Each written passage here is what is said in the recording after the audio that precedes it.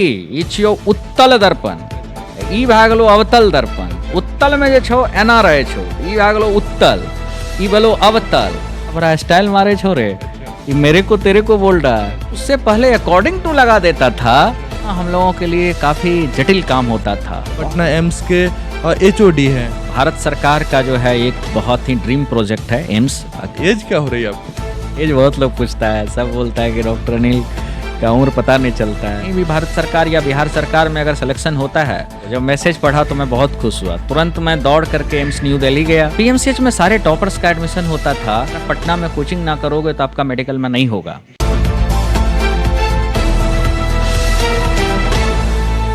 नमस्कार, आप देख रहे हैं ओपिनियन बिहार ऑनलाइन। मैं हूं आपके साथ शुभम कृष्णा।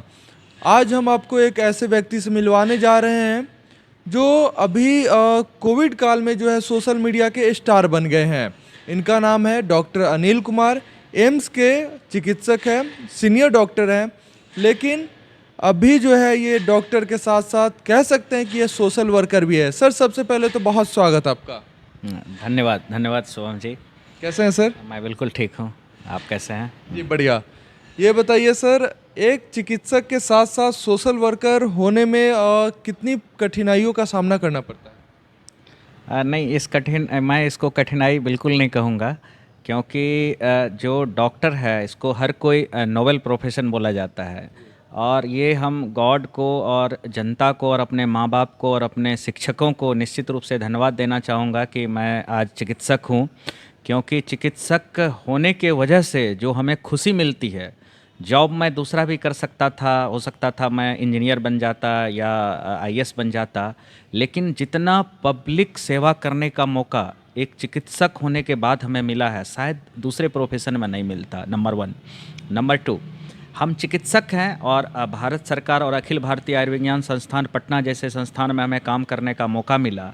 तो हम लोगों की जो ट्रेनिंग होती है, जैसे कि मैं एम्स न्यू दिल्ली में सीनियर रेजिडेंसी की, तो हम लोगों के आचरण में, हम लोगों को काम करने की जो शैली है, उसमें इतना बदलाव आ जाता है स्पिरिचुअलिटी के तरफ कि हर डॉक्टर आपको एम्स में अगर आप किसी से बात करेंगे, चाहे वो कोई भी एम्स हो, तो मेजॉरिटी ऑफ डॉक्टर आपको लगेंगे कि उसमें सेवा भावना है, सर्वे संतु निरामया जैसी बात होती है। क्योंकि हम लोग का मोटो पैसा कमाना है ही नहीं। हम लोग हर तरह से चाहते हैं कि जो कतार में लगे अंतिम व्यक्ति है, वहाँ तक चिकित्सा, वहाँ तक स्वास्थ्य सेवा पहुँचाएँ। तो इस काम को करने के लिए अगर हम सिर्फ सेंटर में, राजधानी में बैठे रहेंगे तो ये पूरा सपना नहीं हो पाएगा। यही वजह है कि हम लोग सामाजिक स्तर पे, कम्युनिटी स्तर पे उतर के, जो भी हम लोगों के पास वक्त मिलता है, वो शनिवार हो, रविवार हो या छुट्टी का दिन हो, उस दिन जाया करते थे। पहले भी, कोविड से पहले भी।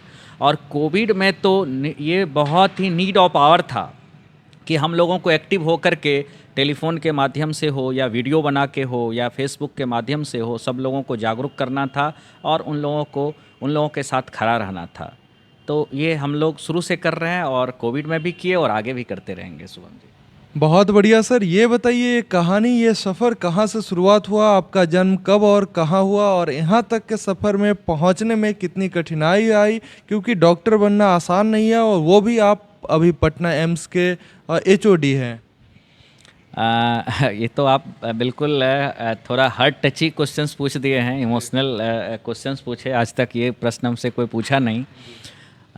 बेसिकली मैं बहुत ही पुअर फैमिली से बिलोंग्स करता हूँ और मेरा जो जन्म हुआ है मधेपुरा जिला के एक छोटा सा गांव। इनफैक्ट अगर भारत की अगर गांव का अगर एग्जाम्पल दे तो वो गांव एक इंडेक्स केस होगा, क्योंकि आज भी वहाँ पे बिजली जो है बहुत कम देर रहती है। और ये बिजली भी 6-7 साल पहले आई वहाँ पर, यानी कि मैं जब था तो वहाँ ना बिजली थी, ना सड़क थी, और घुटने भर जो है कीचड़ रहा करता था सड़क पे, क्योंकि वो मवेशी वाला गांव रहता था। तो मवेशी के चलने से जो कच्ची सड़क रहती थी, उस पर बिल्कुल कीचड़ लगना ही लगना है। वो तो भारत का पिछड़ा राज्य बिहार, और वो भी बिहार का पिछड़ा जिला मधेपुरा, वहाँ से आप बिलोंग? मधेपुरा में भी नहीं था। मधेपुरा हम लोगों के लिए बहुत बड़ा शहर माना जाता था। मैं अगर 2-3 साल में कभी मौका मिलता था मधेपुरा जाने का, किसी के इलाज कराने के दौरान, घर के लोग अगर कोई बीमार होते थे तो उसके साथ जाया करता था, तो लगता था कितना बड़ा शहर आया है। मतलब कि मैं ऐसा गांव में था कि वो जो गांव का बाज़ार था, 4-5 दुकानें थी, वहाँ भी जाने पे खुशी मिलती थी। और अब स्कूल की बात ऐसी है कि हमारे स्कूल में अगर कोई हिंदी बोल लेता था, कहने का मतलब कि कुछ मज़दूर लोग रहते थे हमारे गांव में जो अपने फैमिली को दिल्ली पंजाब में ही रखते थे। तो उसके बच्चे जब आते थे दिल्ली पंजाब से, तो दिल्ली और यूपी ये सब का लैंग्वेज तो थोड़ा अपग्रेडेड है ही। मेरे को तेरे को करके बात करता था, तो हम लोग उसका मजाक उड़ाते थे। बोलते थे अरे अपने भाषा में, जैसे कि मैं मिथिला में पढ़ाया, हम लोग अंगिका बोलते थे, तो हम लोग आपस में सारा स्टूडेंट एक साथ बोलते थे, अरे ये छोड़ा बड़ा स्टाइल मारे छोरे, ये मेरे को तेरे को बोल रहा है। तो हम लोगों के टीचर और हम सारे छात्र 10 तक हिंदी में भी नहीं पढ़ पाते थे, अपने रीजनल लैंग्वेज जो अंगिका है उसमें पढ़ते थे। 10 तक में आप हिंदी नहीं बोल पाते थे सर? बोलना हम लोगों के लिए काफ़ी जटिल काम होता था। बहुत मतलब कि किताब पढ़ते थे, लेकिन जो कन्वर्सेशन होता है वो हिंदी में नहीं करते थे। जैसे कि हम लोग ये बोलते थे कि देखी ई छियो उत्तल दर्पण, ई भए गेलो अवतल दर्पण। उत्तल में जे छो एना रहे छो, तो ई भए गेलो उत्तल, ई भेलो अवतल। एने से प्रकाश जैते और एने से अयते। तो इस तरह से हम लोगों को टीचर या आपस में हम इतनी लोग, प्यारी बोली है सर। हाँ, तो हम लोग ये पढ़ा करते थे 10 तक। और जब मैं 12th में सपना था मेरा कि मैं साइंस कॉलेज में पढूं, और बिहार बोर्ड वाले को उतना मार्क्स नहीं आता है, सीबीएसई वाले ज़्यादा साइंस कॉलेज में भर जाया करता था। तो फाइनली मैं टीएनबी कॉलेज में मेरा दाखिला हुआ।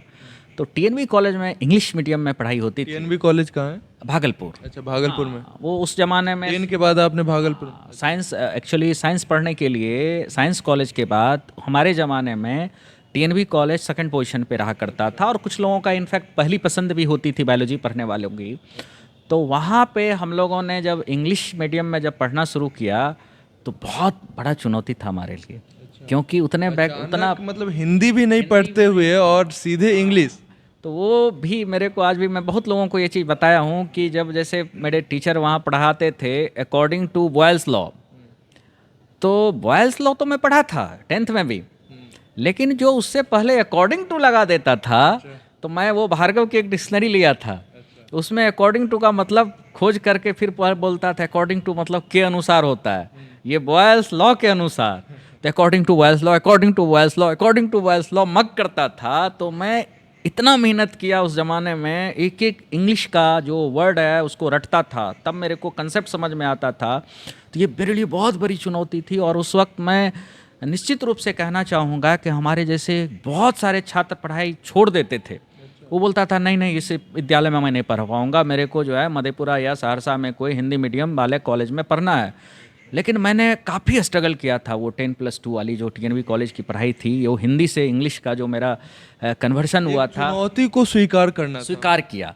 और वो 2 साल में मेरी काफ़ी ग्रूमिंग हुई। वो मेरे को ईजेएमआर और इंग्लिश का कंसेप्ट समझ में आया। और उसके बाद फिर जब मेरा पटना मेडिकल कॉलेज में दाखिला हुआ, सर दाखिला लेने में अभी भी परेशानी होती है? उस टाइम कितना मतलब ये रहता था पीएमसीएच में दाखिला लेने के? पीएमसीएच में सारे टॉपर्स का एडमिशन होता था, और बहुत बड़ी चुनौती रहती थी मेडिकल निकालना। और सारे लोग पटना आते थे। ये कही जाती थी कि अगर आप पटना में कोचिंग ना करोगे तो आपका मेडिकल में नहीं होगा।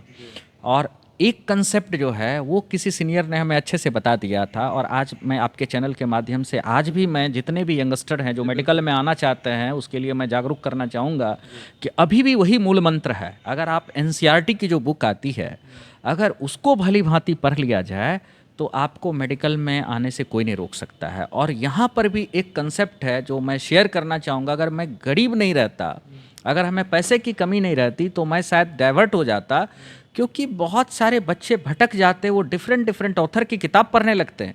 अब जैसे जूलॉजी है, उसके लिए बहुत सारा रमेश गुप्ता पढ़ रहा है, जॉर्डन निगम पढ़ रहा है, एनसीईआरटी पढ़ रहा है, एबीसी ऑफ बायोलॉजी पढ़ रहा है। तो ये जो है ना, ये डेविएशन कम होना चाहिए छात्र को। और ये डेविएशन मैं नॉलेज से नहीं किया कम, क्योंकि मेरे पास पैसे नहीं थे डिफरेंट बुक्स खरीदने के, तो मेरे पास सिर्फ एनसीईआरटी थी। तो मैं उसी बुक को मल्टीपल टाइम्स पढ़ रहा था। बहुत बच्चे सोचते हैं कि दूसरे दूसरे 4-5 बुक्स पढ़ लेंगे तो थोड़ा सा ज़्यादा ये हो जाए। ये बहुत हद तक सही नहीं है। अगर आपको जहाँ पे कोई कॉम्प्लिकेटेड चीज़ है जो समझ में नहीं आ रहा है एनसीईआरटी से, उसको आप रेफरेंस के तौर पे उस चीज़ को देखिए। लेकिन एक कोई बुक को इंडेक्स बुक बनानी पड़ती है और उसको बार बार पढ़नी चाहिए। उससे आपकी रैंकिंग और उससे आपका कंसेप्ट आप सीखोगे और लॉन्ग टर्म तक आपकी मेमोरी जो है वो कोई चीज़ आप पढ़ते हो तो रिटेन कर पाओगे, रेदर देन कि आप मल्टीपल ऑथर की किताब आप पढ़ रहे हो। तो पीएमसीएच में जब मैं आया तो सारी किताबें जो है मेडिकल की, ये सब लोग आप लोग जानते होंगे कि वो तो इंग्लिश में रहती है। तो फिर हम लोग जो है मैं अडेप्ट कर गया और उसके बाद फिर कभी पीछे मुड़ के नहीं देखा और मेहनत करते गया ईमानदारी से।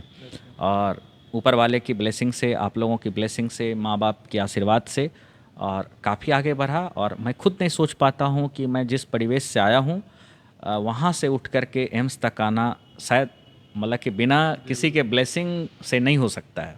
मेहनत तो करना ही चाहिए और किया ही मैं, लेकिन मैं हमेशा इसके लिए सारा क्रेडिट मैं ईश्वर को देता हूँ और अपने किस्मत को देता हूँ कि मैं इस मुकाम तक पहुँचा।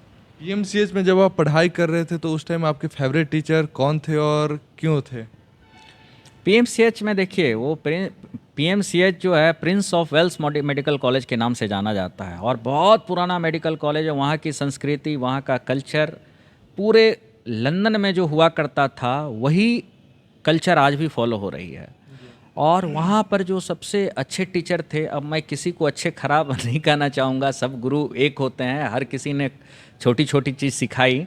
लेकिन हाँ, जो गोपाल प्रसाद सिन्हा हैं, गौरी शंकर सिंह हैं, जीएस सिंह हैं और डॉक्टर सहाय हैं, डॉक्टर विजय प्रकाश हैं, ये लोगों का जो नोट्स हुआ करता था, जो ये लोग पढ़ाते थे, बहुत अच्छा लिखाते थे नोट्स।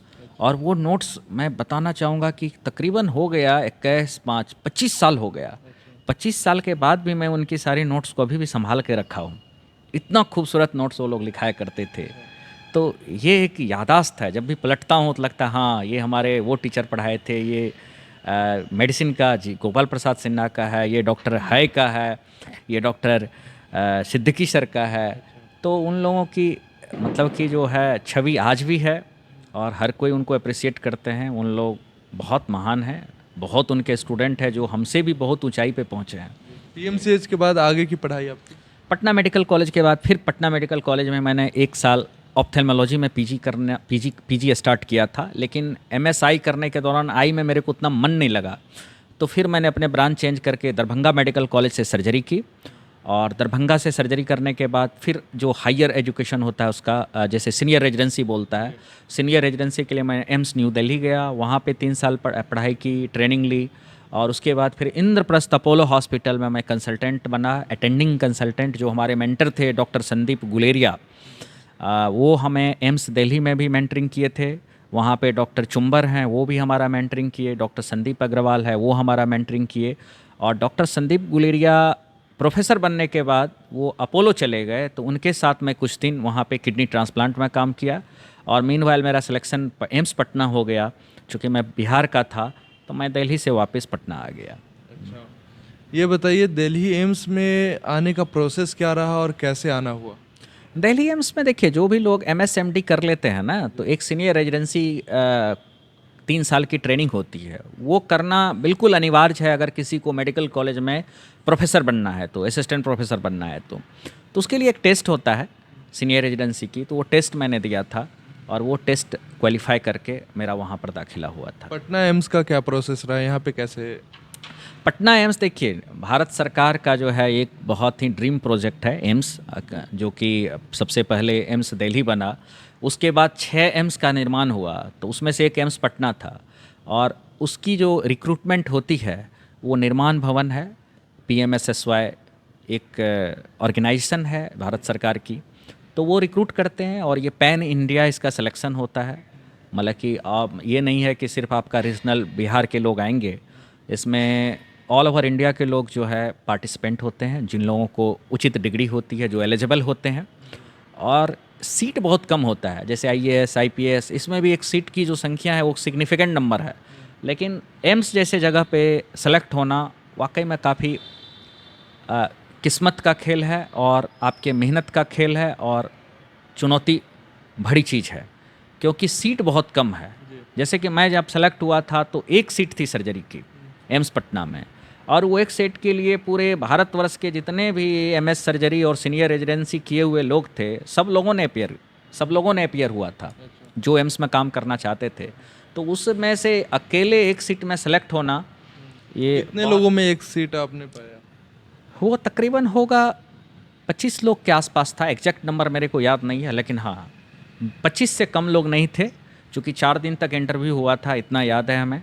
और हर दिन हमारे सब्जेक्ट वाले 4-5 लोग तो ज़रूर आते होंगे, 25 से ज़्यादा ही होगा। कितना गौरवमयी क्षण रहा होगा वो।